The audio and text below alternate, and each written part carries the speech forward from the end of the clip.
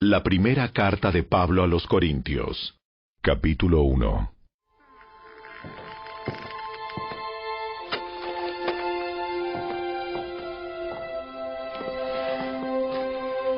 Yo, Pablo, elegido por la voluntad de Dios para ser un apóstol de Cristo Jesús, escribo esta carta junto con nuestro hermano Sóstenes.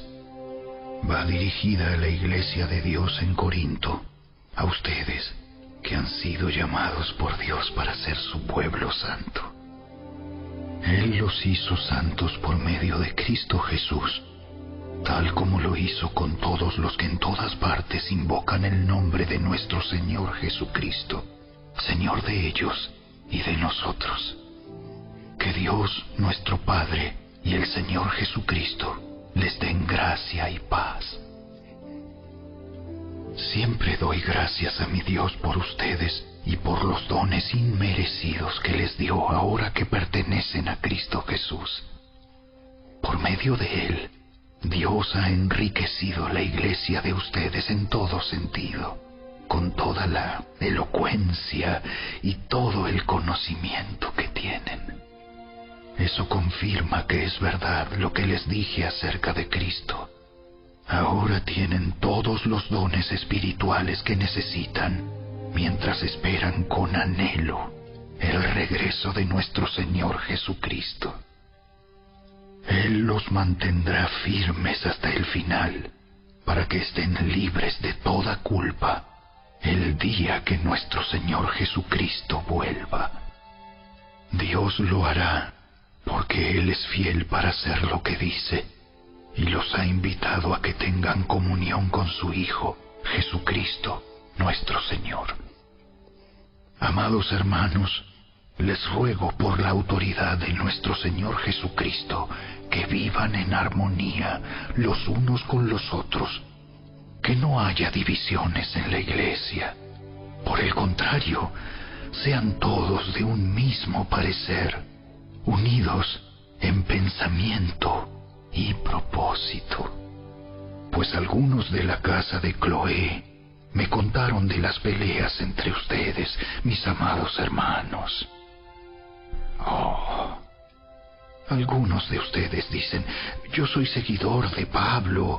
Otros dicen, yo sigo a Apolos, o yo sigo a Pedro, o yo sigo únicamente a Cristo. ¿Acaso Cristo está dividido en facciones? ¿Fui yo, Pablo, crucificado por ustedes? ¿Fue alguno de ustedes bautizado en el nombre de Pablo? Por supuesto que no.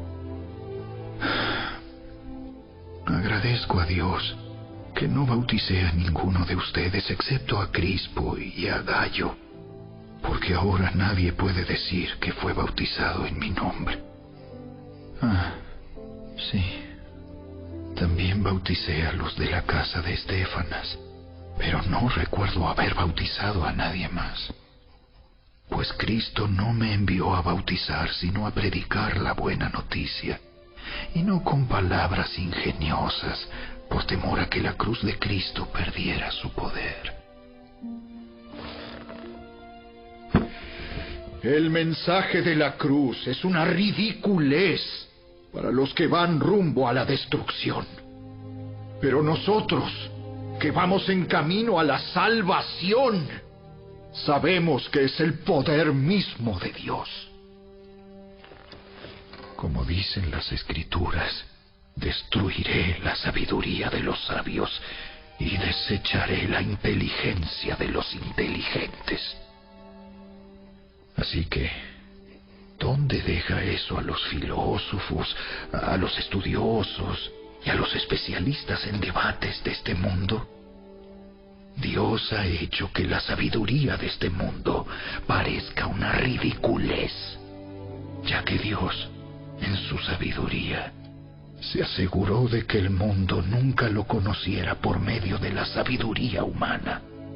Usó nuestra predicación ridícula para salvar a los que creen. es ridícula para los judíos, que piden señales del cielo, y es ridícula para los griegos, que buscan la sabiduría humana.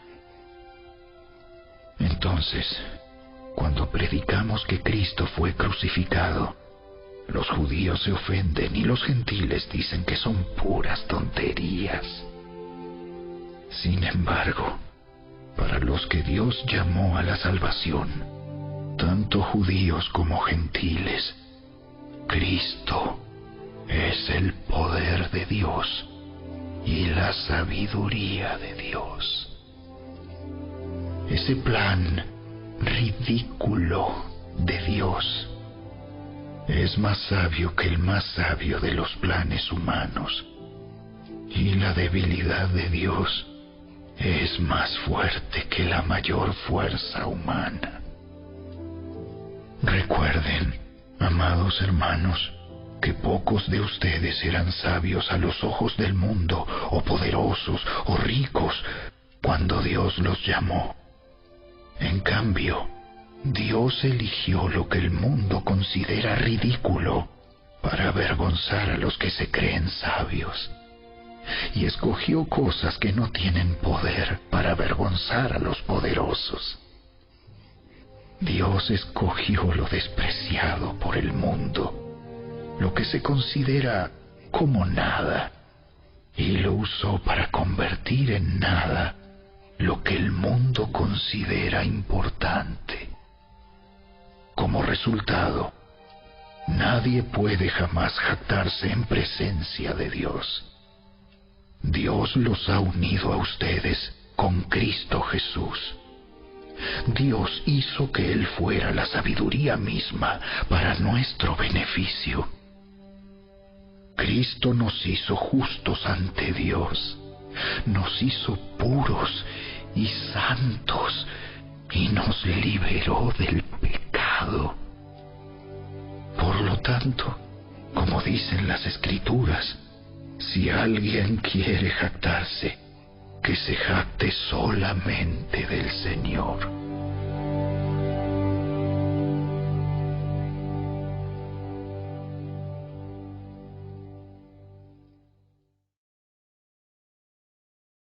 Capítulo 2.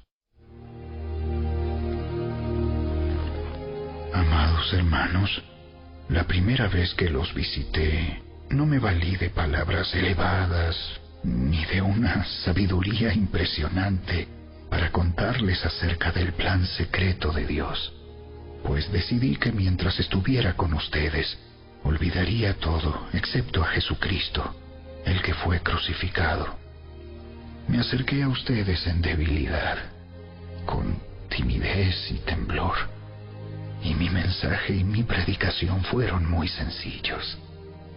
En lugar de usar discursos ingeniosos y persuasivos, confié solamente en el poder del Espíritu Santo.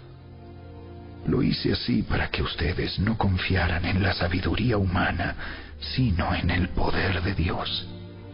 Sin embargo, cuando estoy con creyentes maduros, sí hablo con palabras de sabiduría, pero no la clase de sabiduría que pertenece a este mundo o a los gobernantes de este mundo, quienes pronto son olvidados. No, la sabiduría de la que hablamos es el misterio de Dios, su plan que antes estaba escondido, aunque Él lo hizo para nuestra gloria final, aún antes que comenzara el mundo. Pero los gobernantes de este mundo no lo entendieron. Si lo hubieran hecho, no habrían crucificado a nuestro glorioso Señor. A eso se refieren las Escrituras cuando dicen: ningún ojo ha visto, ningún oído ha escuchado, ninguna mente ha imaginado lo que Dios tiene preparado para quienes lo aman. Pero fue a nosotros a quienes Dios reveló esas cosas por medio de su Espíritu, pues su Espíritu investiga todo a fondo y nos muestra los secretos profundos de Dios. Nadie puede conocer los pensamientos de una persona excepto el propio Espíritu de esa persona. Y nadie puede conocer los pensamientos de Dios excepto el propio Espíritu de Dios. Y nosotros hemos recibido al Espíritu de Dios, no al espíritu del mundo, de manera que podemos conocer las cosas maravillosas que Dios nos ha regalado. Les decimos estas cosas sin emplear palabras que provienen de la sabiduría humana.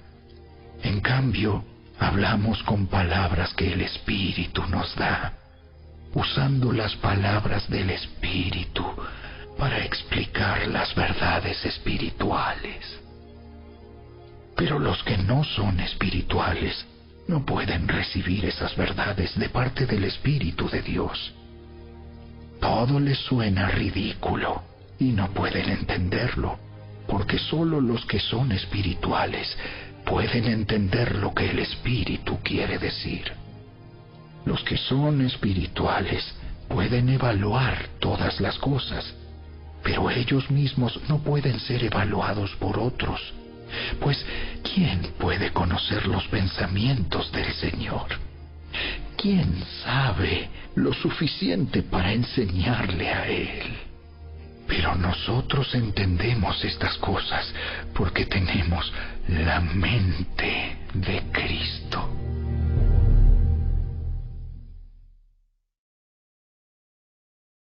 Capítulo 3. Amados hermanos, cuando estuve con ustedes, no pude hablarles como lo haría con personas espirituales. Tuve que hablarles como si pertenecieran a este mundo o como si fueran niños en Cristo. Tuve que alimentarlos con leche, no con alimento sólido, porque no estaban preparados para algo más sustancioso. Y aún no están preparados, porque todavía están bajo el control de su naturaleza pecaminosa. Tienen celos unos de otros y se pelean entre sí. ¿Acaso eso no demuestra que los controla su naturaleza pecaminosa? ¿No viven como la gente del mundo? Cuando uno de ustedes dice, yo soy seguidor de Pablo, y otro dice, yo sigo a Apolos, ¿no actúan igual que la gente del mundo? Después de todo, ¿quién es Apolos? ¿Quién es Pablo? Nosotros solo somos siervos de Dios, mediante los cuales ustedes creyeron la buena noticia. Cada uno de nosotros hizo el trabajo que el Señor nos encargó. Yo planté la semilla en sus corazones y Apolos la regó, pero fue Dios quien la hizo crecer. No importa quién planta o quién riega. Lo importante es que Dios hace crecer la semilla. El que planta y el que riega trabajan en conjunto con el mismo propósito, y cada uno será recompensado por su propio arduo trabajo. Pues ambos somos trabajadores de Dios, y ustedes son el campo de cultivo de Dios, son el edificio de Dios. Por la gracia que Dios me dio, yo eché los cimientos como un experto en construcción. Ahora otros edifican encima, pero cualquiera que edifique sobre este fundamento tiene que tener mucho cuidado. Pues nadie puede poner un fundamento distinto del que ya tenemos, que es Jesucristo. El que edifique sobre este fundamento podrá usar una variedad de materiales: oro, plata, joyas, madera, heno o paja. Pero el día del juicio, el fuego revelará la clase de obra que cada constructor ha hecho. El fuego mostrará si la obra de alguien tiene algún valor. Si la obra permanece, ese constructor recibirá una recompensa. Pero si la obra se consume, el constructor sufrirá una gran pérdida. El constructor se salvará, pero como quien apenas se escapa atravesando un muro de llamas. ¿No se dan cuenta de que todos ustedes juntos son el templo de Dios y que el Espíritu de Dios vive en ustedes? Dios destruirá a cualquiera que destruya este templo, pues el templo de Dios es santo y ustedes son este templo. Dejen de engañarse a sí mismos. Si piensan que son sabios de acuerdo con los criterios de este mundo, necesitan volverse necios para ser verdaderamente sabios. Pues la sabiduría de este mundo es necedad para Dios. Como dicen las Escrituras, Él atrapa a los sabios en la trampa de su propia astucia. Y también el Señor conoce los pensamientos de los sabios, sabe que no valen nada. Así que no se jacten de seguir a un líder humano en particular, pues a ustedes les pertenece todo, ya sea Pablo, o Apolos, o Pedro, o el mundo, o la vida y la muerte, o el presente y el futuro. Todo les pertenece a ustedes, y ustedes pertenecen a Cristo, y Cristo pertenece a Dios.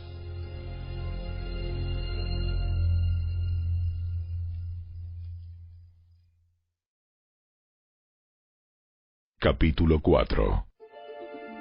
Así que a Apolos y a mí, considérennos como simples siervos de Cristo, a quienes se nos encargó la tarea de explicar los misterios de Dios. Ahora bien, alguien que recibe el cargo de administrador debe ser fiel. En cuanto a mí, me importa muy poco cómo me califiquen ustedes o cualquier autoridad humana. Ni siquiera confío en mi propio juicio en este sentido. Tengo la conciencia limpia, pero eso no demuestra que yo tenga razón. Es el Señor mismo quien me evaluará y tomará la decisión.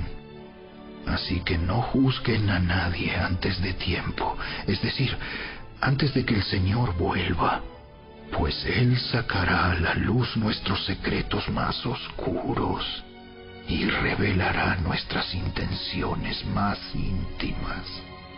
Entonces Dios le dará a cada uno el reconocimiento que le corresponda. Amados hermanos, puse el caso de Apolos y el mío propio como ilustración de lo que les vengo diciendo. Si prestan atención a lo que les cité de las Escrituras, no estarán orgullosos de uno de sus líderes a costa de otro. Pues, ¿qué derecho tienen a juzgar así? ¿Qué tienen que Dios no les haya dado? Y si todo lo que tienen proviene de Dios, ¿por qué se jactan como si no fuera un regalo? Ustedes piensan que ya tienen todo lo que necesitan. Creen que ya son ricos. Hasta han comenzado a reinar sin nosotros en el reino de Dios. Yo desearía que en verdad ya estuvieran reinando, porque entonces nosotros estaríamos reinando con ustedes. A veces pienso que a nosotros, los apóstoles, Dios nos puso en exhibición como prisioneros de guerra al final del desfile del vencedor, condenados a muerte. Nos hemos convertido en un espectáculo para el mundo entero, tanto para la gente como para los ángeles. Nuestra entrega a Cristo nos hace parecer tontos. En cambio, ustedes afirman ser tan sabios en Cristo. nosotros somos débiles. Pero ustedes son tan poderosos. A ustedes los estiman. A nosotros nos ridiculizan.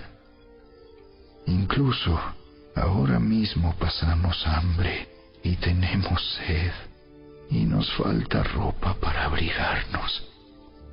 A menudo somos golpeados y no tenemos casa. Nos cansamos trabajando con nuestras manos para ganarnos la vida. Bendecimos a los que nos maldicen. Somos pacientes con los que nos maltratan. Respondemos con gentileza cuando dicen cosas malas de nosotros. Aún así, se nos trata como la basura del mundo, como el desperdicio de todos, hasta este preciso momento. No les escribo estas cosas para avergonzarlos, sino para advertirles como mis amados hijos. Pues aunque tuvieran 10,000 maestros que les enseñaran acerca de Cristo, tienen solo un Padre espiritual. Pues me convertí en su Padre en Cristo Jesús cuando les prediqué la buena noticia. Así que les ruego que me imiten. Por esa razón, les envié a Timoteo, mi fiel y amado hijo en el Señor. Él les recordará la manera en que sigo a Cristo Jesús, así como lo enseño en todas las iglesias, en todas partes. Algunos de ustedes se han vuelto arrogantes al pensar que no volveré a visitarlos, pero iré, y pronto, si el Señor me lo permite. Y entonces comprobaré si esos arrogantes solo dan discursos pretenciosos o de verdad tienen el poder de Dios. Pues el reino de Dios no consiste en las muchas palabras, sino en vivir por el poder de Dios. ¿Qué prefieren? ¿Que llegue con una vara para castigarlos? ¿O que vaya con amor y un espíritu amable?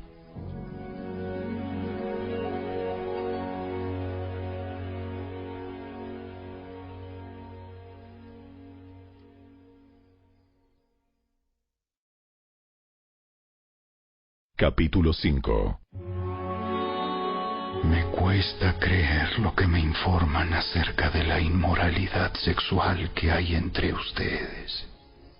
Algo que ni siquiera los paganos hacen. Me dicen que un hombre de su iglesia vive en pecado con su madrastra. Ustedes están muy orgullosos de sí mismos. En cambio, deberían estar llorando de dolor y vergüenza y echar a ese hombre de la congregación. Aunque no estoy con ustedes en persona, sí lo estoy en el espíritu. Y como si estuviera ahí, ya emití mi juicio sobre ese hombre. En el nombre del Señor Jesús, ustedes deben convocar a una reunión de la iglesia. Yo estaré presente en espíritu, igual que el poder de nuestro Señor Jesús.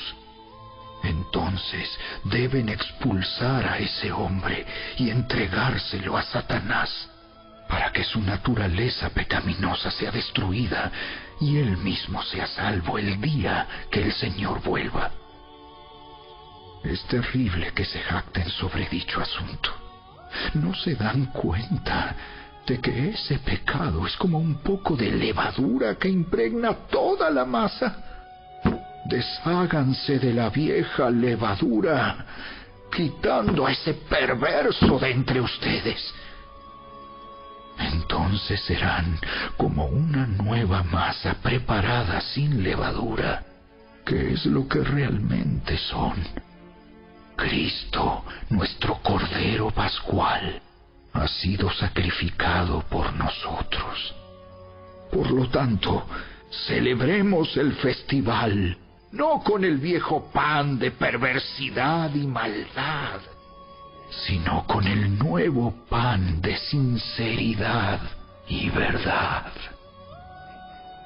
Cuando les escribí anteriormente, les dije que no se relacionaran con personas que se entregan al pecado sexual.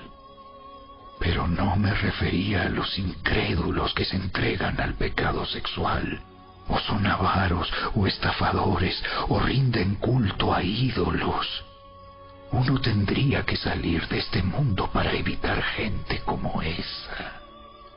Lo que quise decir es: no se relacionen con ninguno que afirma ser creyente y aún así se entrega al pecado sexual, o es avaro, o rinde culto a ídolos, o insulta, o es borracho, o estafador. Ni siquiera coman con esa gente. No es mi deber juzgar a los de afuera, pero sí es responsabilidad de ustedes juzgar a los que son de la iglesia y están en pecado. Dios juzgará a los de afuera, pero como dicen las Escrituras, quiten al malvado de entre ustedes.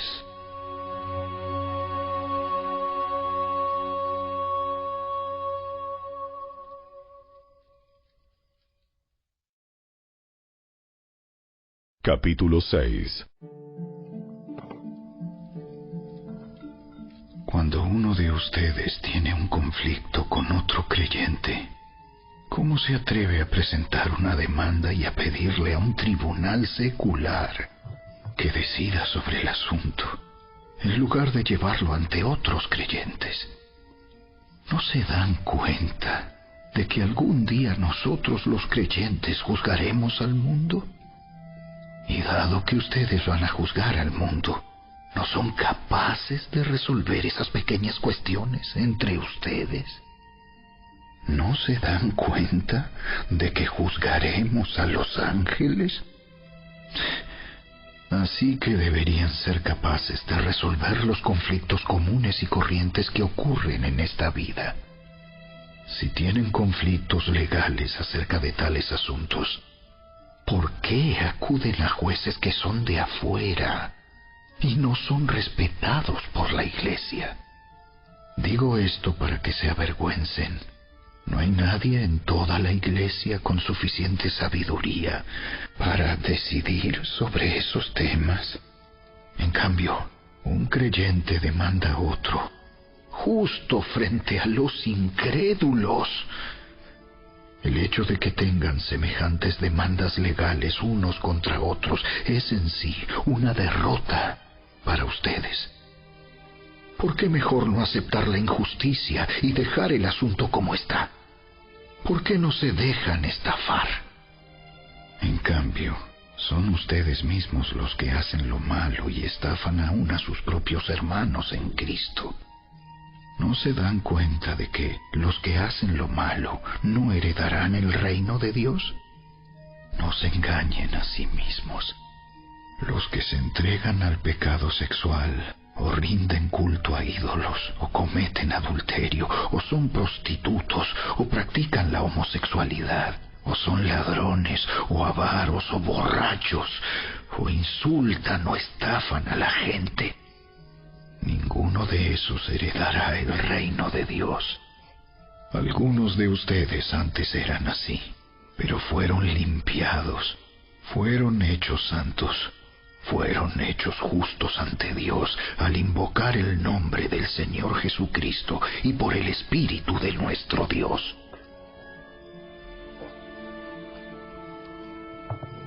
Ustedes dicen, se me permite hacer cualquier cosa, pero no todo les conviene. Y aunque se me permite hacer cualquier cosa, no debo volverme esclavo de nada. Ustedes dicen, la comida se hizo para el estómago y el estómago para la comida. Eso es cierto, aunque un día Dios acabará con ambas cosas. Pero ustedes no pueden decir que nuestro cuerpo fue creado para la inmoralidad sexual. Fue creado para el Señor, y al Señor le importa nuestro cuerpo. Y Dios nos levantará de los muertos con su poder, tal como levantó de los muertos a nuestro Señor. ¿No se dan cuenta de que sus cuerpos en realidad son miembros de Cristo? ¿Acaso un hombre debería tomar su cuerpo, que es parte de Cristo, y unirlo a una prostituta? ¡Jamás! ¿Y no se dan cuenta de que si un hombre se une a una prostituta, se hace un solo cuerpo con ella? Pues las Escrituras dicen: los dos se convierten en uno solo. Pero la persona que se une al Señor es un solo espíritu con Él. ¡Huyan del pecado sexual! Ningún otro pecado afecta tanto el cuerpo como este, porque la inmoralidad sexual es un pecado contra el propio cuerpo. ¿No se dan cuenta de que su cuerpo es el templo del Espíritu Santo, quien vive en ustedes y les fue dado por Dios? Ustedes no se pertenecen a sí mismos, porque Dios los compró a un alto precio. Por lo tanto, honren a Dios con su cuerpo.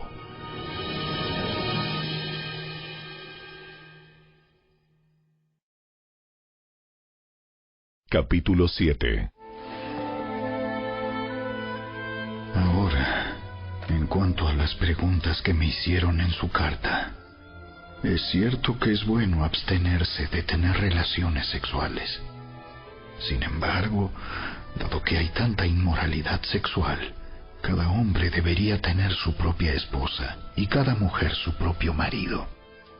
El esposo debe satisfacer las necesidades sexuales de su esposa, y la esposa debe satisfacer las necesidades sexuales de su marido.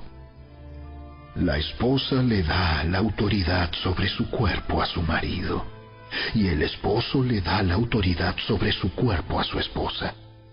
No se priven el uno al otro de tener relaciones sexuales, a menos que los dos estén de acuerdo en abstenerse de la intimidad sexual por un tiempo limitado, para entregarse más de lleno a la oración.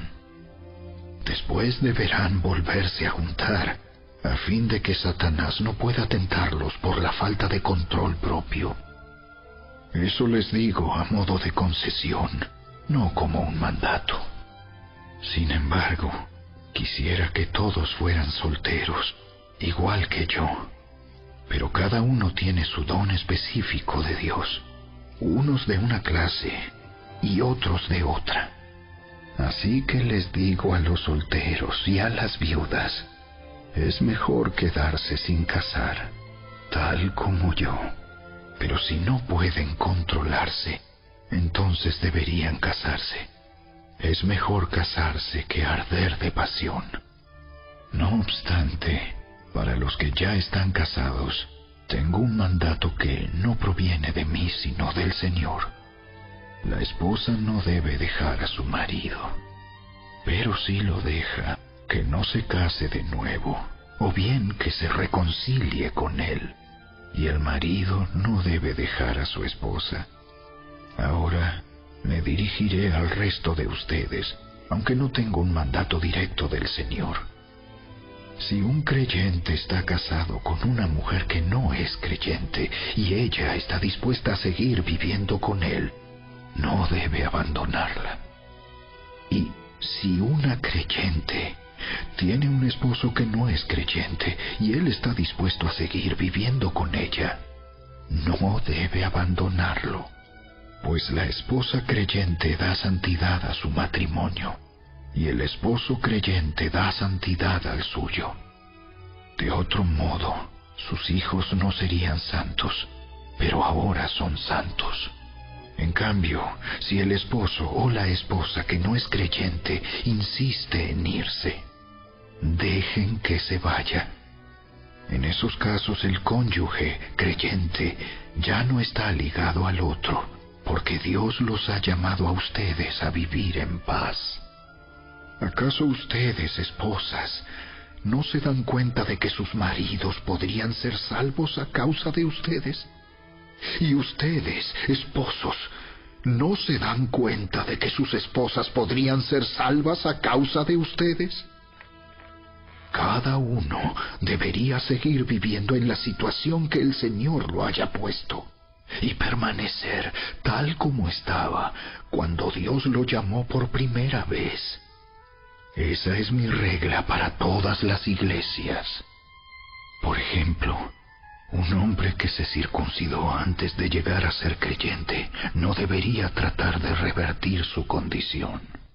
Y el hombre que no estaba circuncidado cuando llegó a ser creyente no debería circuncidarse ahora, pues no tiene importancia si un hombre ha sido o no circuncidado. Lo importante es cumplir los mandamientos de Dios. Cada uno debería permanecer tal como estaba cuando Dios lo llamó. ¿Eres un esclavo? No dejes que eso te preocupe. Sin embargo, si tienes la oportunidad de ser libre, aprovéchala. Y recuerda, si eras un esclavo cuando el Señor te llamó, ahora eres libre en el Señor. Y si eras libre cuando el Señor te llamó, ahora eres un esclavo de Cristo. Dios pagó un alto precio por ustedes, así que no se dejen esclavizar por el mundo.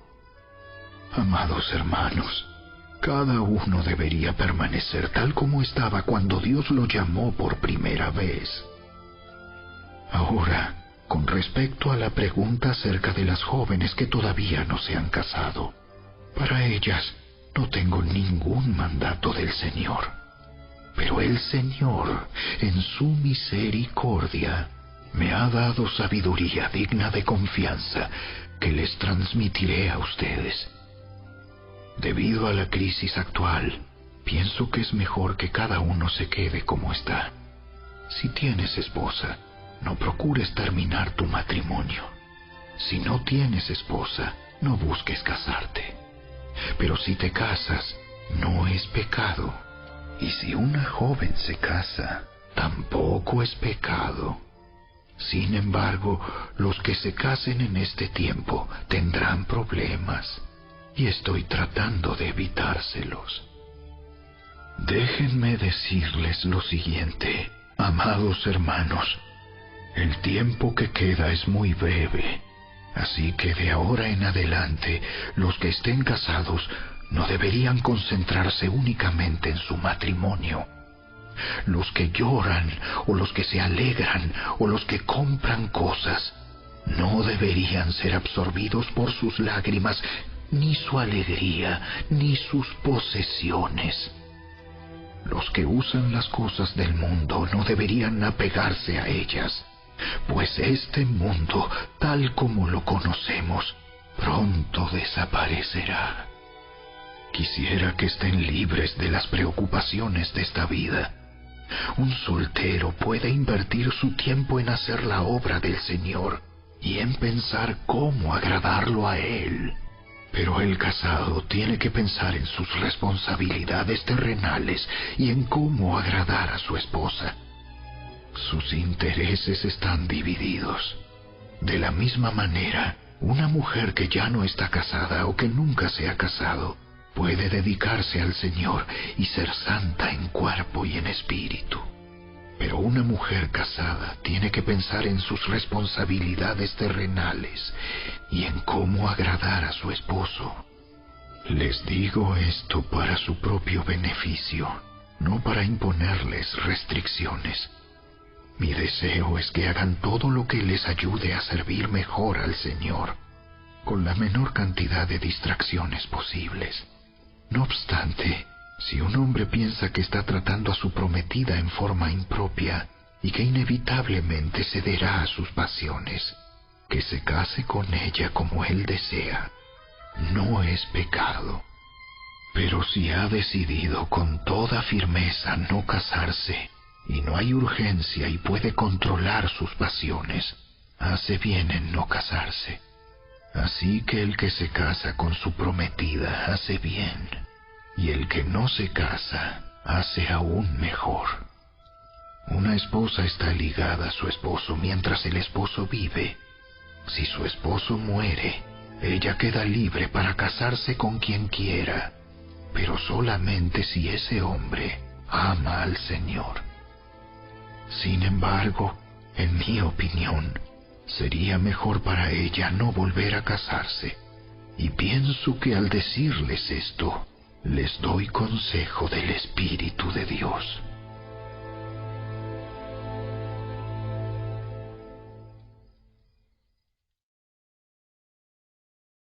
Capítulo 8.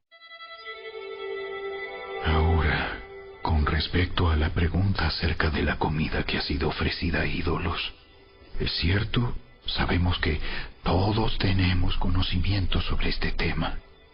Sin embargo, mientras que el conocimiento nos hace sentir importantes, es el amor lo que fortalece a la Iglesia. El que afirma que lo sabe todo, en realidad, no es que sepa mucho. Pero la persona que ama a Dios es a quien Dios reconoce. Entonces, ¿qué acerca de comer carne ofrecida a ídolos? Pues sabemos que un ídolo no es en verdad un Dios, y que hay solo un Dios. Puede que existan esos llamados dioses, tanto en el cielo como en la tierra, y algunas personas de hecho rinden culto a muchos dioses y a muchos señores. Pero para nosotros hay un Dios, el Padre, por quien todas las cosas fueron creadas y para quien vivimos. Y hay un Señor, Jesucristo, por medio de quien todas las cosas fueron creadas y por medio de quien vivimos. Sin embargo, no todos los creyentes saben esto. Algunos están acostumbrados a pensar que los ídolos son reales. Entonces, cuando comen un alimento que fue ofrecido a ídolos, lo consideran adoración a dioses verdaderos y violan su débil conciencia. Es cierto que no podemos obtener la aprobación de Dios por lo que comemos. No perdemos nada si no lo comemos, y no ganamos nada si lo comemos. Pero ustedes deben tener cuidado de que su libertad no haga tropezar a los que tienen una conciencia más débil. Pues si otros te ven con tu conocimiento superior comiendo en el templo de un ídolo, ¿acaso no se sentirán alentados a violar su conciencia al comer un alimento que se ofreció a un ídolo? Así que a causa de tu conocimiento superior, se destruirá un creyente débil por quien Cristo murió. Cuando ustedes pecan contra otros creyentes al alentarlos a hacer algo que para ellos está mal, pecan contra Cristo. Por lo tanto, si lo que como hace que otro creyente peque, nunca más comeré carne mientras viva, porque no quiero hacer que otro creyente tropiece.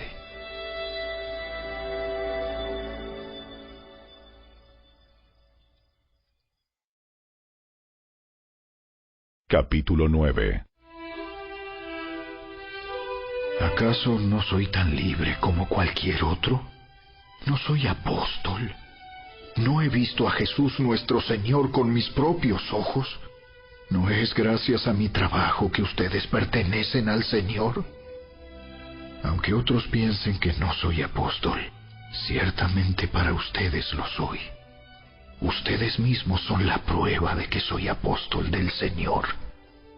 Esta es mi respuesta a los que cuestionan mi autoridad. ¿Acaso no tenemos derecho de hospedarnos con ustedes y compartir sus comidas? ¿No tenemos derecho a llevar con nosotros a una esposa creyente como lo hacen los demás apóstoles y los hermanos del Señor y como lo hace Pedro?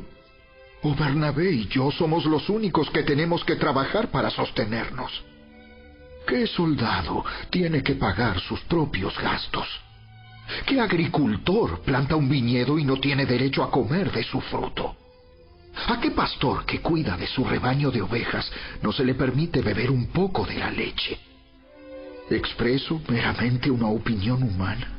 ¿O dice la ley lo mismo? Porque la ley de Moisés dice: no le pongas bozal al buey para impedirle que coma mientras trilla el grano. ¿Acaso pensaba Dios únicamente en bueyes cuando dijo eso?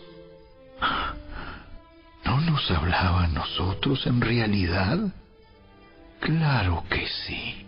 Se escribió para nosotros, a fin de que tanto el que ara como el que trilla el grano puedan esperar una porción de la cosecha. Ya que hemos plantado la semilla espiritual entre ustedes, ¿no tenemos derecho a cosechar el alimento y la bebida material? Si ustedes sostienen a otros que les predican, ¿no deberíamos tener nosotros aún mayor derecho a que nos sostengan?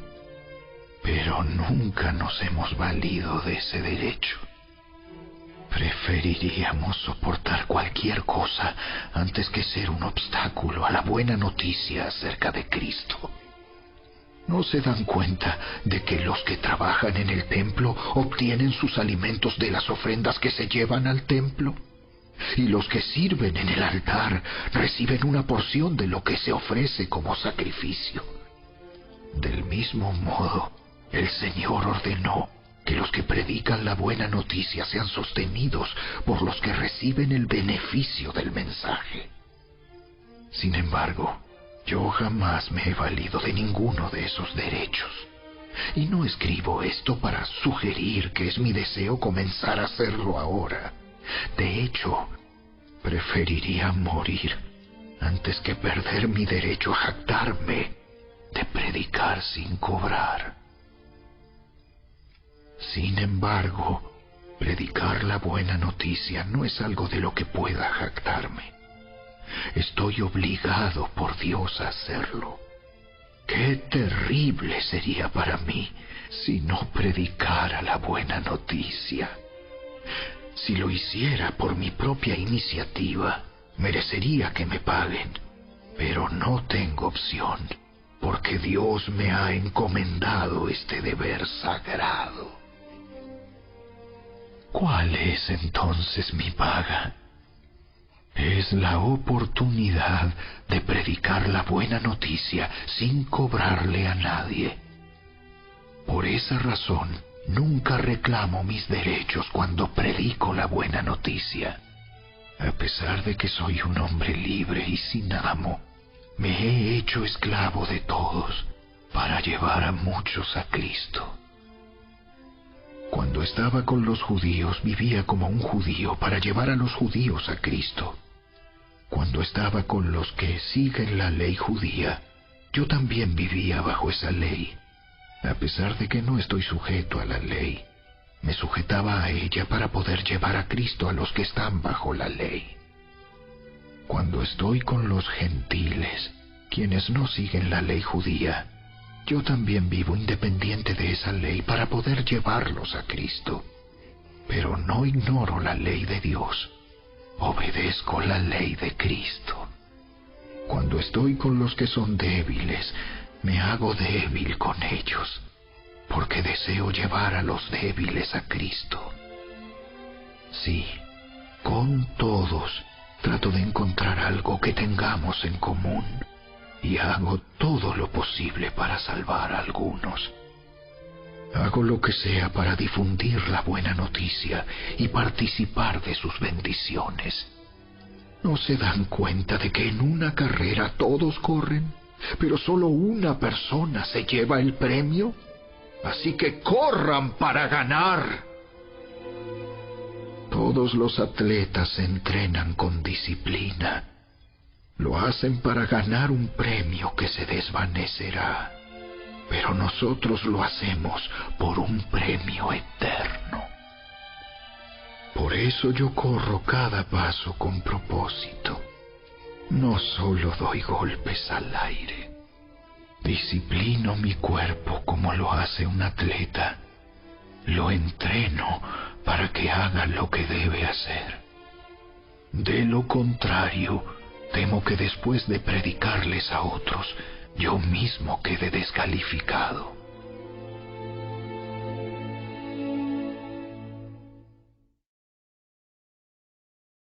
Capítulo 10. Amados hermanos, no quiero que se olviden de lo que les sucedió a nuestros antepasados hace mucho tiempo en el desierto. Todos fueron guiados por una nube que iba delante de ellos, y todos caminaron a través del mar sobre tierra seca. Todos ellos fueron bautizados en la nube y en el mar como seguidores de Moisés. Todos comieron el mismo alimento espiritual, y todos bebieron la misma agua espiritual, pues bebieron de la roca espiritual que viajaba con ellos, y esa roca era Cristo. Sin embargo, Dios no se agradó con la mayoría de ellos, y sus cuerpos fueron dispersados por el desierto. Esas cosas sucedieron como una advertencia para nosotros, a fin de que no codiciemos lo malo como hicieron ellos, ni rindamos culto a ídolos como hicieron algunos de ellos. Como dicen las Escrituras, el pueblo celebró con abundante comida y bebida, y se entregó a diversiones paganas. Y no debemos cometer inmoralidad sexual, como hicieron algunos de ellos, lo cual causó la muerte de 23,000 personas en un solo día. Tampoco deberíamos poner a prueba a Cristo, como hicieron algunos de ellos, y luego murieron mordidos por serpientes. Y no murmuren como lo hicieron algunos de ellos, y luego el ángel de la muerte los destruyó. Esas cosas les sucedieron a ellos como ejemplo para nosotros. Se pusieron por escrito para que nos sirvieran de advertencia a los que vivimos en el fin de los tiempos. Si ustedes piensan que están firmes, tengan cuidado de no caer. Las tentaciones que enfrentan en su vida no son distintas de las que otros atraviesan. Y Dios es fiel. No permitirá que la tentación sea mayor de lo que puedan soportar. Cuando sean tentados, Él les mostrará una salida para que puedan resistir. Por lo tanto, mis queridos amigos, huyan de la adoración a los ídolos. Ustedes son personas razonables. Juzguen por sí mismos si lo que digo es cierto. Cuando bendecimos la copa en la mesa del Señor, ¿no participamos en la sangre de Cristo? Y cuando partimos el pan, ¿no participamos en el cuerpo de Cristo? Aunque somos muchos, todos comemos de un mismo pan, con lo cual demostramos que somos un solo cuerpo. Piensen en el pueblo de Israel. ¿No estaban unidos al comer de los sacrificios del altar? ¿Qué es lo que trato de decir? ¿Que la comida ofrecida a ídolos tiene alguna importancia o que los ídolos son dioses verdaderos? No, de ninguna manera. Lo que digo es que esos sacrificios se ofrecen a los demonios, no a Dios. Y no quiero que ustedes tengan parte con los demonios. Ustedes no pueden beber de la copa del Señor y también de la copa de los demonios. No pueden comer de la mesa del Señor y también de la mesa de los demonios. ¿Qué? ¿Acaso nos atreveremos a despertar los celos del Señor? ¿Piensan que somos más fuertes que Él? Ustedes dicen, se me permite hacer cualquier cosa, pero no todo les conviene. Dicen, se me permite hacer cualquier cosa, pero no todo trae beneficio. No se preocupen por su propio bien, sino por el bien de los demás. Así que pueden comer cualquier carne que se venda en el mercado, sin preguntar nada por motivos de conciencia, pues la tierra es del Señor y todo lo que hay en ella. Si alguien que no es creyente los invita a cenar a su casa, acepten la invitación si desean. Coman todo lo que les ofrezcan, sin preguntar nada por motivos de conciencia. Pero supongamos que alguien les dice, esta carne se ofreció a un ídolo. No la coman, por respeto a la conciencia del que lo dijo. Tal vez no sea una cuestión de conciencia para ustedes, pero lo es para la otra persona. Pues ¿por qué tendría que ser restringida mi libertad por lo que piensa otra persona? Si puedo darle gracias a Dios por la comida y disfrutarla, ¿por qué debería ser condenado por comerla? Así que, sea que coman o beban o cualquier otra cosa que hagan, háganlo todo para la gloria de Dios. No ofendan a los judíos, ni a los gentiles, ni a la iglesia de Dios. Yo también trato de complacer a todos en todo lo que hago. No hago solo lo que es mejor para mí. Hago lo que es mejor para otros, a fin de que muchos sean salvos.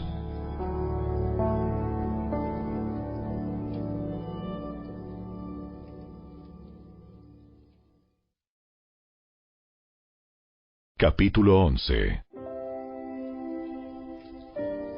Y ustedes deberían imitarme a mí, así como yo imito a Cristo. Cuánto me alegro de que ustedes siempre me tienen en sus pensamientos y de que siguen las enseñanzas que les transmití. Pero hay algo que quiero que sepan. La cabeza de todo hombre es Cristo.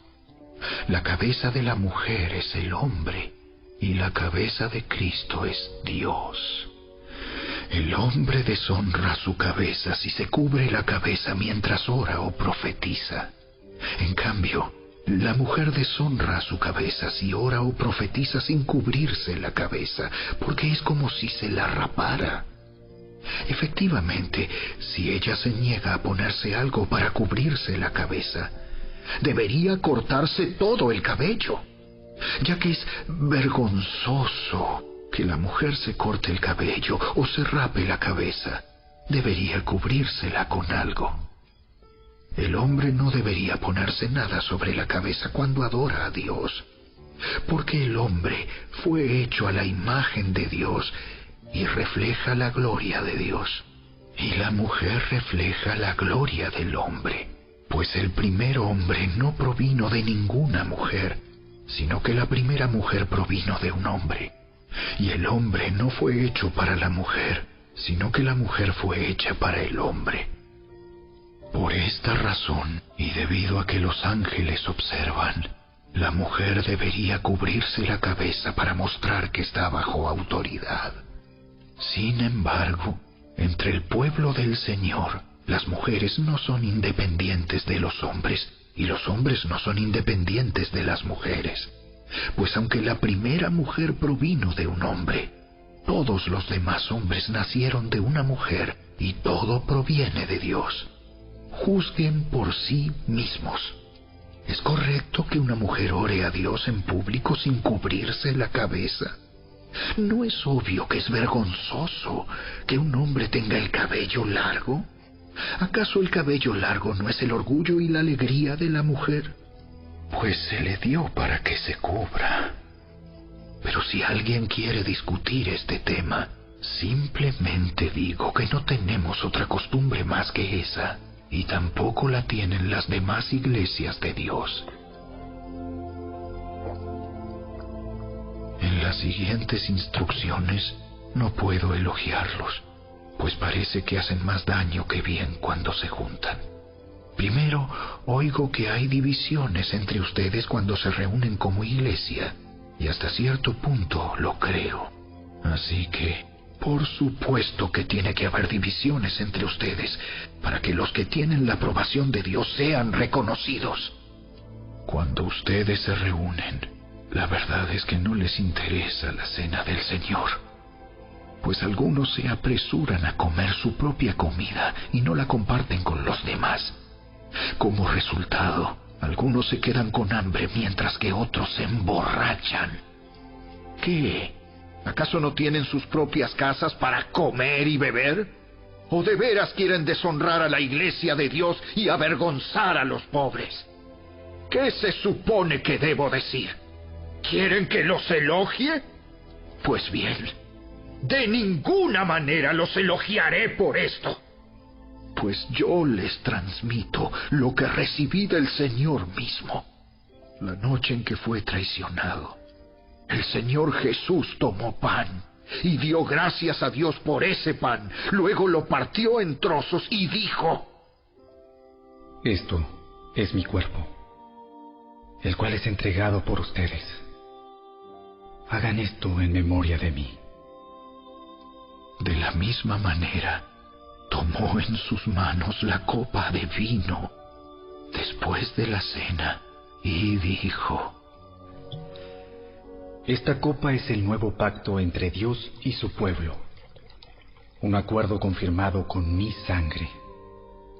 Hagan esto en memoria de mí todas las veces que la beban, pues cada vez que coman este pan y beban de esta copa, anuncian la muerte del Señor hasta que Él vuelva. Por lo tanto, cualquiera que coma este pan o beba de esta copa del Señor en forma indigna es culpable de pecar contra el cuerpo y la sangre del Señor. Por esta razón, cada uno debería examinarse a sí mismo antes de comer el pan y beber de la copa. Pues si alguno come el pan y bebe de la copa sin honrar el cuerpo de Cristo, come y bebe el juicio de Dios sobre sí mismo. Esa es la razón por la que muchos de ustedes son débiles y están enfermos, y algunos incluso han muerto. Si nos examináramos a nosotros mismos, Dios no nos juzgaría de esa manera. Sin embargo, cuando el Señor nos juzga, nos está disciplinando para que no seamos condenados junto con el mundo. Así que, mis amados hermanos, cuando se reúnan para la cena del Señor, espérense unos a otros. Si de veras tienen hambre, cada uno coma en su casa, a fin de no traer juicio sobre ustedes mismos cuando se reúnan. Les daré instrucciones sobre los demás asuntos después de mi llegada.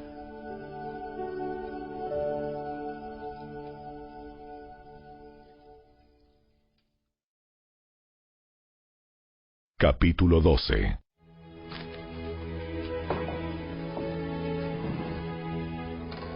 Ahora, amados hermanos, con respecto a la pregunta acerca de las capacidades especiales que el Espíritu nos da, no quiero que lo malentiendan. Ustedes saben que cuando todavía eran paganos, fueron llevados por mal camino y arrastrados a rendir culto a ídolos mudos. Por lo tanto, quiero que sepan que nadie que habla por el Espíritu de Dios maldice a Jesús. Y nadie puede decir que Jesús es el Señor, excepto por el Espíritu Santo. Hay distintas clases de dones espirituales, pero el mismo Espíritu es la fuente de todos ellos. Hay distintas formas de servir, pero todos servimos al mismo Señor. Dios trabaja de maneras diferentes, pero es el mismo Dios quien hace la obra en todos nosotros. A cada uno de nosotros se nos da un don espiritual para que nos ayudemos mutuamente. A uno el Espíritu le da la capacidad de dar consejos sabios, A otro, el mismo Espíritu le da un mensaje de conocimiento especial. A otro, el mismo Espíritu le da gran fe. Y a alguien más, ese único Espíritu, le da el don de sanidad. A uno le da el poder para hacer milagros. Y a otro, la capacidad de profetizar. A alguien más le da la capacidad de discernir si un mensaje es del Espíritu de Dios o de otro espíritu. Todavía a otro se le da la capacidad de hablar en idiomas desconocidos, mientras que a otro se le da la capacidad de interpretar lo que se está diciendo. Es el mismo y único Espíritu quien distribuye todos esos dones. Solamente Él decide qué don cada uno debe tener. El cuerpo humano tiene muchas partes, pero las muchas partes forman un cuerpo entero. Lo mismo sucede con el cuerpo de Cristo. Entre nosotros hay algunos que son judíos y otros que son gentiles, algunos son esclavos y otros son libres, pero todos fuimos bautizados en un solo cuerpo por un mismo Espíritu, y todos compartimos el mismo Espíritu. Así es. El cuerpo consta de muchas partes diferentes, no de una sola parte. Si el pie dijera, no formo parte del cuerpo porque no soy mano, no por eso dejaría de ser parte del cuerpo. Y si la oreja dijera, no formo parte del cuerpo porque no soy ojo, ¿dejaría por eso de ser parte del cuerpo? Si todo el cuerpo fuera ojo, ¿cómo podríamos oír? O si todo el cuerpo fuera oreja, ¿cómo podríamos oler? Pero nuestro cuerpo tiene muchas partes, y Dios ha puesto cada parte justo donde Él quiere. Qué extraño sería el cuerpo si tuviera solo una parte. Efectivamente, hay muchas partes, pero un solo cuerpo. El ojo nunca puede decirle a la mano, no te necesito. La cabeza tampoco puede decirle al pie, no te necesito. De hecho, algunas partes del cuerpo que parecerían las más débiles y menos importantes, en realidad son las más necesarias. Y las partes que consideramos menos honorables son las que vestimos con más esmero. Así que protegemos con mucho cuidado esas partes que no deberían verse, mientras que las partes más honorables no precisan esa atención especial. Por eso Dios ha formado el cuerpo de tal manera que se les dé más honor y cuidado a esas partes que tienen menos dignidad. Esto hace que haya armonía entre los miembros, a fin de que los miembros se preocupen los unos por los otros. Si una parte sufre, las demás partes sufren con ella. Y si a una parte se le da honra, todas las partes se alegran. Todos ustedes en conjunto son el cuerpo de Cristo, y cada uno de ustedes es parte de ese cuerpo. A continuación, hay algunas de las partes que Dios ha designado para la Iglesia. En primer lugar, los apóstoles. En segundo lugar, los profetas. En tercer lugar, los maestros. Luego, los que hacen milagros, los que tienen el don de sanidad, los que pueden ayudar a otros, los que tienen el don de liderazgo, los que hablan en idiomas desconocidos. ¿Acaso somos todos apóstoles? ¿Somos todos profetas? ¿Somos todos maestros? ¿Tenemos todos el poder de hacer milagros? ¿Tenemos todos el don de sanidad? ¿Tenemos todos la capacidad de hablar en idiomas desconocidos? ¿Tenemos todos la capacidad de interpretar idiomas desconocidos? Por supuesto que no. Por lo tanto, ustedes deberían desear encarecidamente los dones que son de más ayuda. Pero ahora déjenme mostrarles una manera de vida que supera a todas las demás.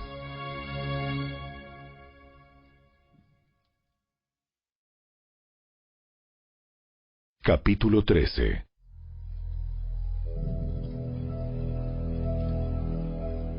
Si pudiera hablar todos los idiomas del mundo y de los ángeles, pero no amar a los demás, yo solo sería un metal ruidoso o un címbalo que resuena.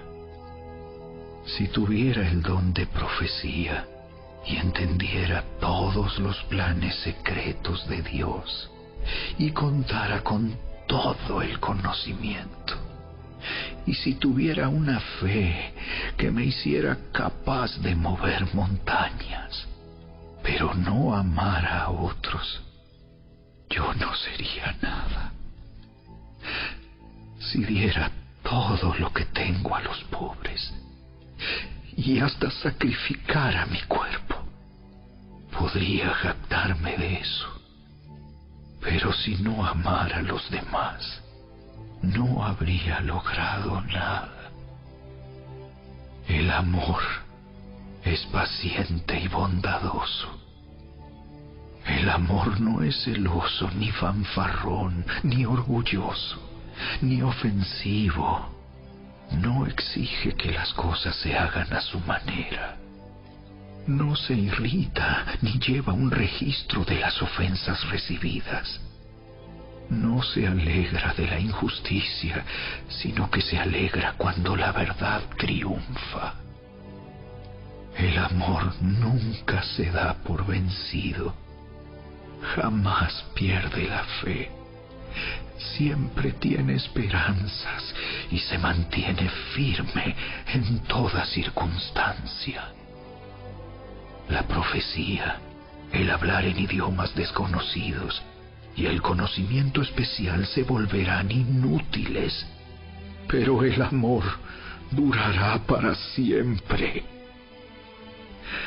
Ahora, nuestro conocimiento es parcial e incompleto, y aún el don de profecía revela solo una parte de todo el panorama. Sin embargo, cuando llegue el tiempo de la perfección, esas cosas parciales se volverán inútiles. Cuando yo era niño, hablaba, pensaba y razonaba como un niño. Pero cuando crecí, dejé atrás las cosas de niño. Ahora vemos todo de manera imperfecta, como reflejos desconcertantes. Pero luego veremos todo con perfecta claridad. Todo lo que ahora conozco es parcial e incompleto, pero luego conoceré todo por completo. Tal como Dios ya me conoce a mí completamente. 3 cosas durarán para siempre: la fe, la esperanza y el amor. Y la mayor de las 3 es el amor.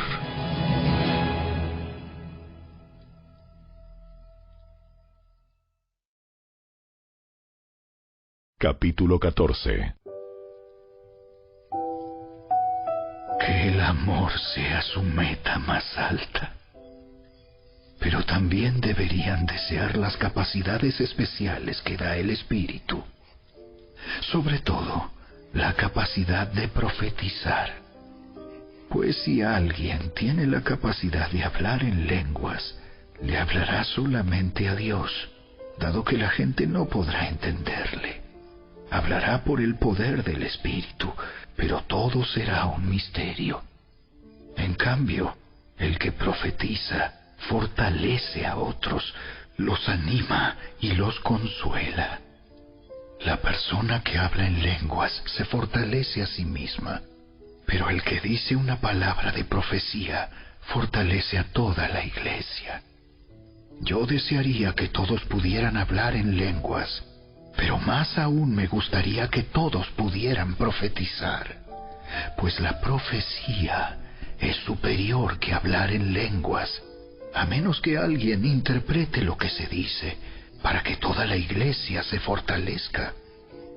Amados hermanos, si yo fuera a visitarlos y les hablara en un idioma desconocido, ¿de qué les serviría a ustedes? En cambio, si les llevo una revelación, o un conocimiento especial, o una profecía, o una enseñanza, eso sí les sería de ayuda. Aún los instrumentos inanimados como la flauta y el arpa tienen que emitir sonidos nítidos, o nadie reconocerá la melodía. Si el toque de trompeta no es entendible, ¿cómo sabrán los soldados que se les llama a la batalla? Lo mismo ocurre con ustedes. Si hablan a la gente con palabras que no entienden, ¿cómo podrían saber lo que ustedes dicen? Sería igual que hablarle al viento. Hay muchos idiomas diferentes en el mundo y cada uno tiene significado. Pero si no entiendo un idioma, soy un extranjero para el que lo habla, y el que lo habla es un extranjero para mí. Lo mismo ocurre con ustedes. Ya que están tan deseosos de tener las capacidades especiales que da el Espíritu, procuren las que fortalecerán a toda la Iglesia.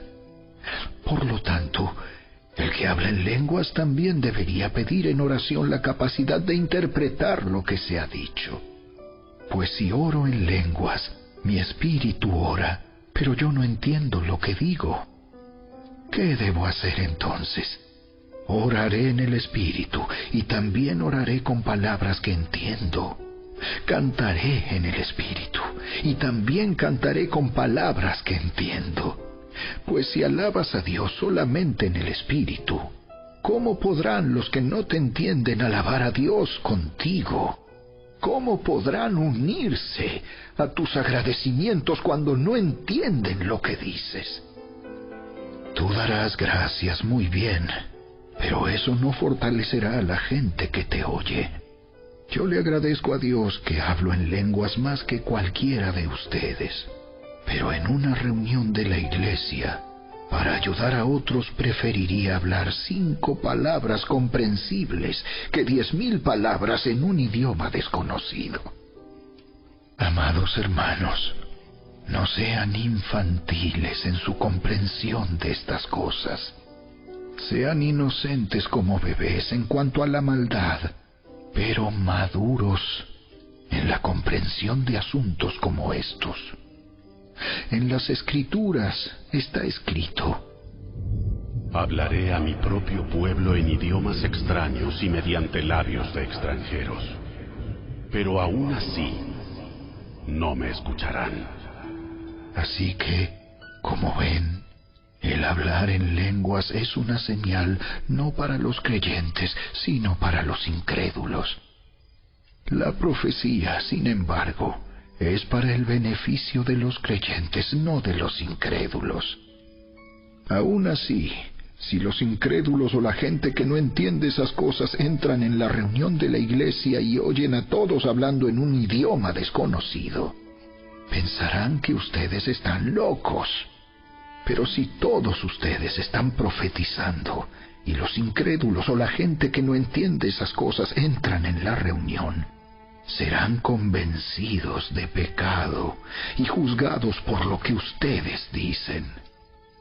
Al escuchar sus pensamientos secretos quedarán al descubierto y caerán de rodillas y adorarán a Dios declarando: en verdad, Dios está aquí entre ustedes.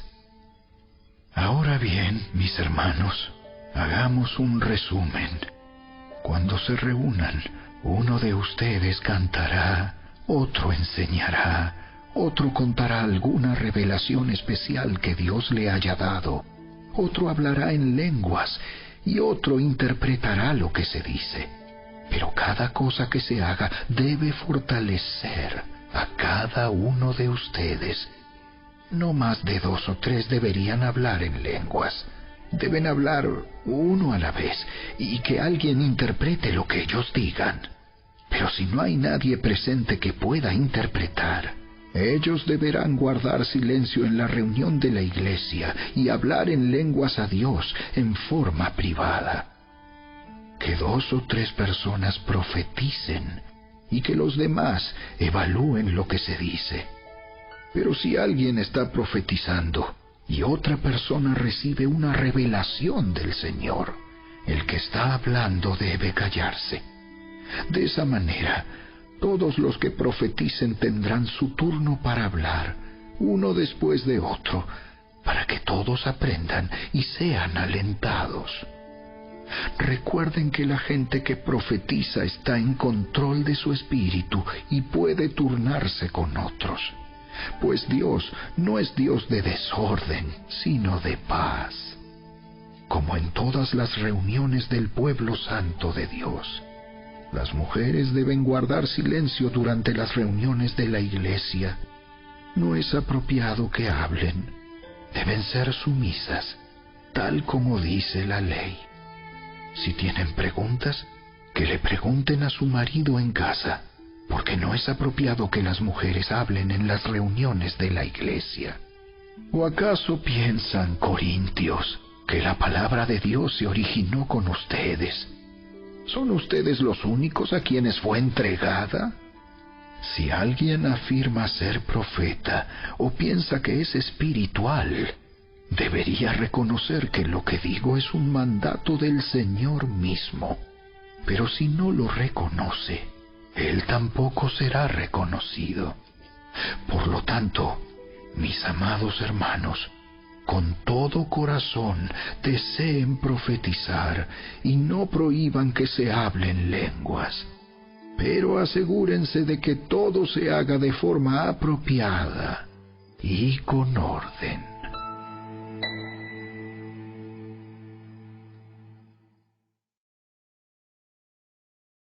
Capítulo 15.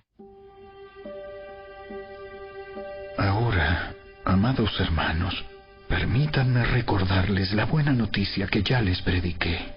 En ese entonces la recibieron con gusto y todavía permanecen firmes en ella.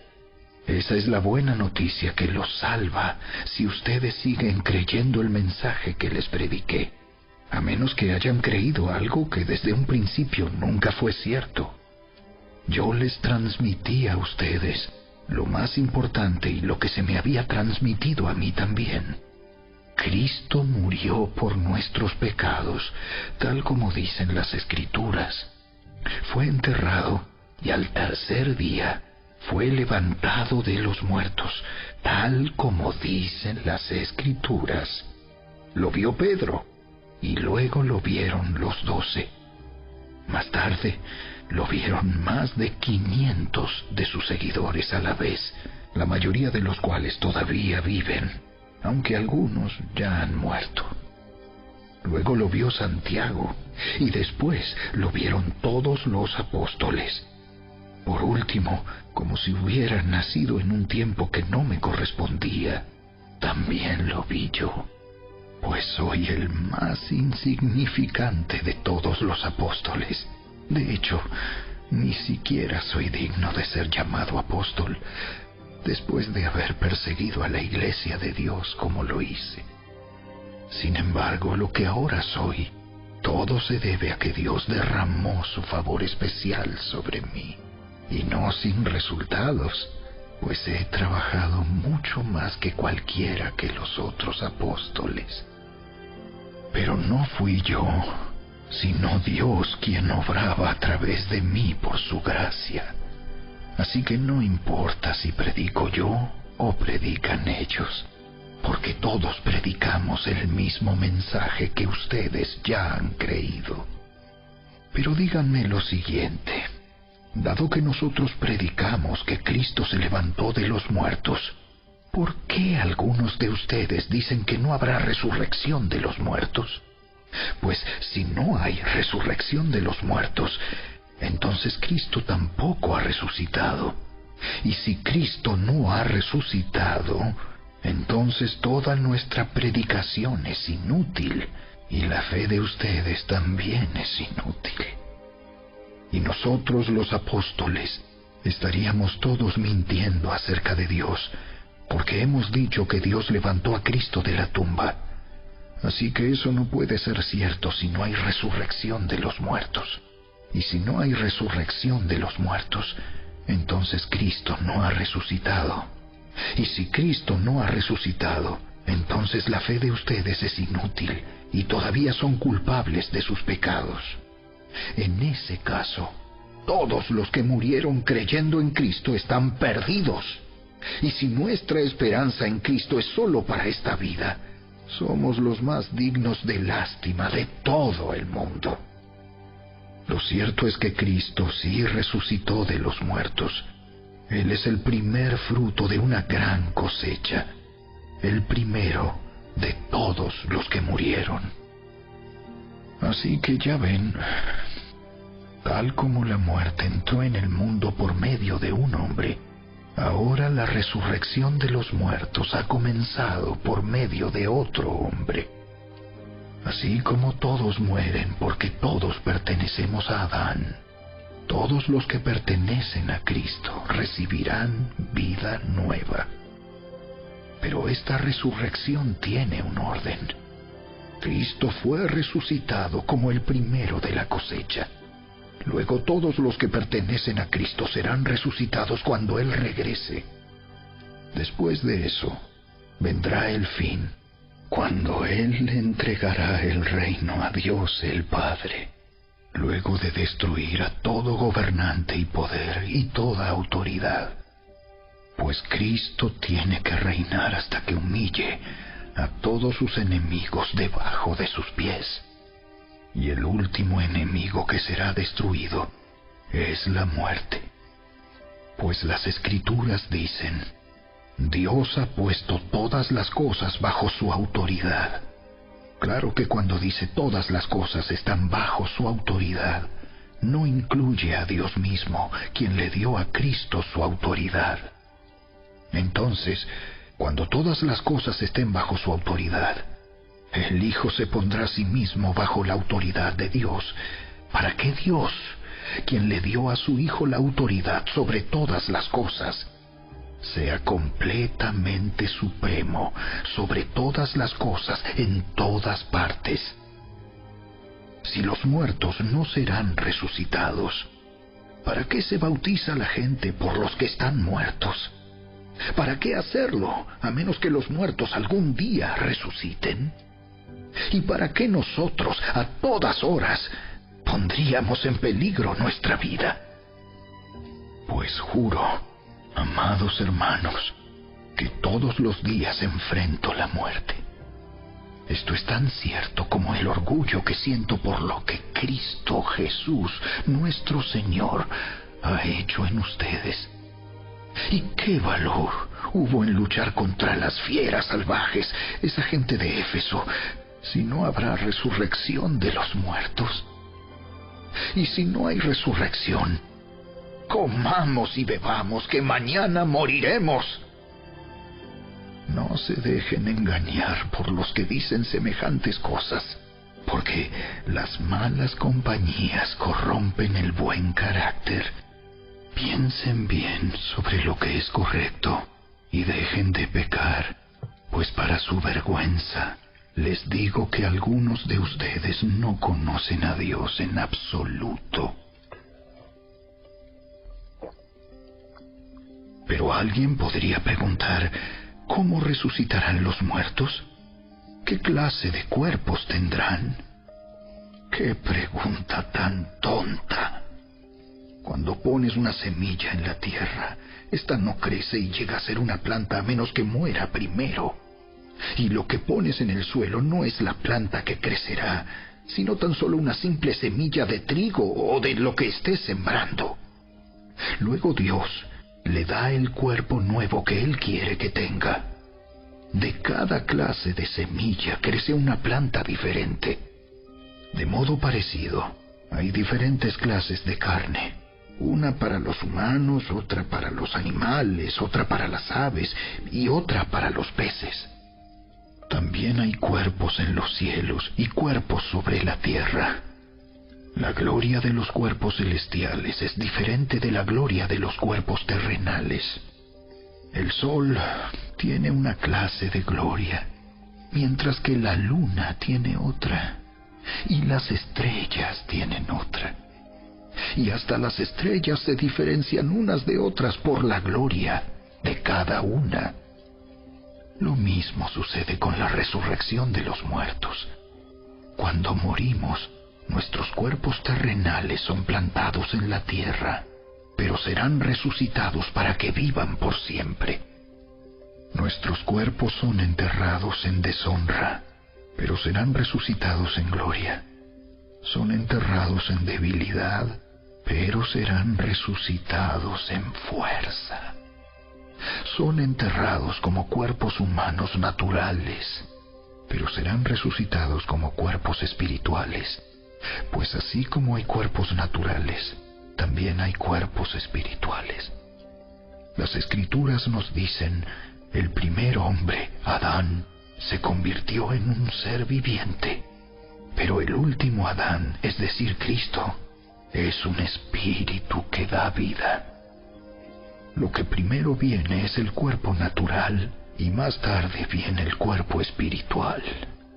Adán, el primer hombre, fue formado del polvo de la tierra, mientras que Cristo, el segundo hombre, vino del cielo.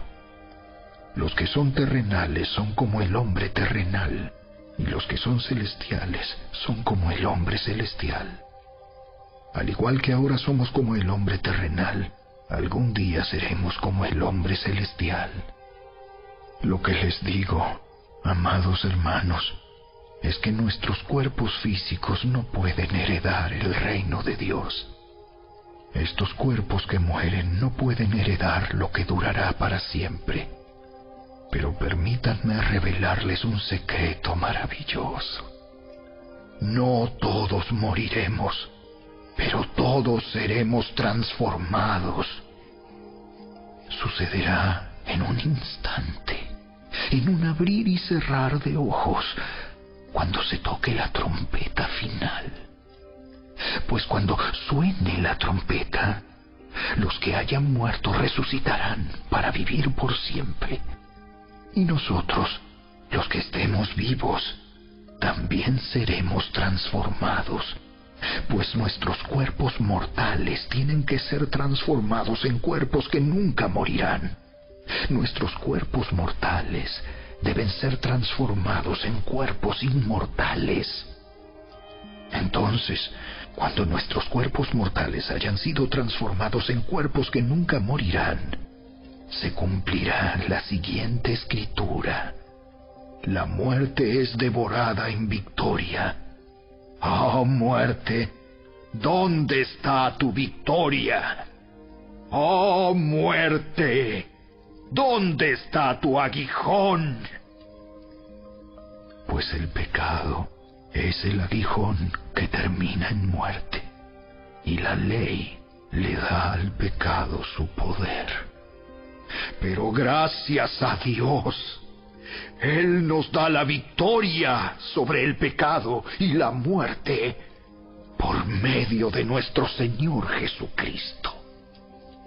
Por lo tanto, mis amados hermanos, permanezcan fuertes y constantes. Trabajen siempre para el Señor con entusiasmo, porque ustedes saben que nada de lo que hacen para el Señor es inútil.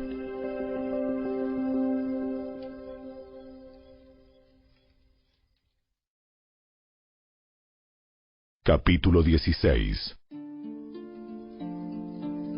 Ahora bien, consideremos la pregunta acerca del dinero que se está juntando para el pueblo de Dios en Jerusalén. Deberían seguir el mismo procedimiento que les di a las iglesias de Galacia. El primer día de cada semana, cada uno debería separar una parte del dinero que ha ganado. No esperen hasta que yo llegue para luego tratar de reunirlo todo de golpe. Cuando yo vaya, escribiré cartas de recomendación para los mensajeros que ustedes escojan como encargados de entregar su ofrenda en Jerusalén. Y si parece oportuno que yo también vaya, ellos pueden viajar conmigo. Los visitaré después de haber ido a Macedonia, pues estoy pensando pasar por Macedonia. Tal vez me quede un tiempo con ustedes, quizá todo el invierno, y después podrán enviarme a mi próximo destino. Esta vez no quiero hacerles una visita corta nada más y luego seguir mi viaje. Deseo ir y quedarme un tiempo si el Señor me lo permite. Mientras tanto seguiré aquí en Éfeso hasta el festival de Pentecostés. Se ha abierto una puerta de par en par para hacer un gran trabajo en este lugar, aunque muchos se me oponen. Cuando llegue Timoteo, no lo intimiden. Él hace la obra del Señor igual que yo. No permitan que nadie lo trate con desprecio. Despídanlo con su bendición cuando regrese para estar conmigo. Espero que venga junto con los demás creyentes.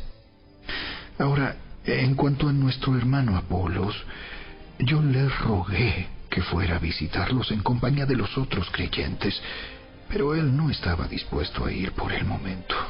Los verá después cuando tenga la oportunidad.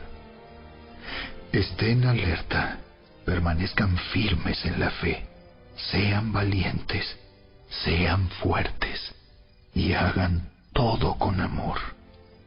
Ustedes ya saben que Estéfanas y los de su casa fueron los primeros frutos de la cosecha de creyentes en Grecia, y ellos tienen su vida puesta al servicio del pueblo de Dios. Les ruego, amados hermanos, que se sometan a ellos y a otros como ellos, que sirven con tanta devoción. Estoy muy contento de que Estéfanas, Fortunato y Acaico hayan llegado. Ellos me han dado la ayuda que ustedes no pudieron darme al no estar aquí. Ellos también han sido de mucho aliento para mí, como lo fueron para ustedes. Muéstrenles agradecimiento a todos los que sirven así de bien. Las iglesias de aquí, en la provincia de Asia, les mandan saludos en el Señor, igual que Aquila y Priscila y todos los demás que se congregan en la casa de ellos para las reuniones de la iglesia. Todos los hermanos de aquí les envían saludos. Salúdense unos a otros con un beso santo. Este es mi saludo de puño y letra. Pablo. Si alguien no ama al Señor, tal persona es maldita. Señor nuestro, ven. Que la gracia del Señor Jesús sea con ustedes. Mi amor a todos ustedes en Cristo Jesús.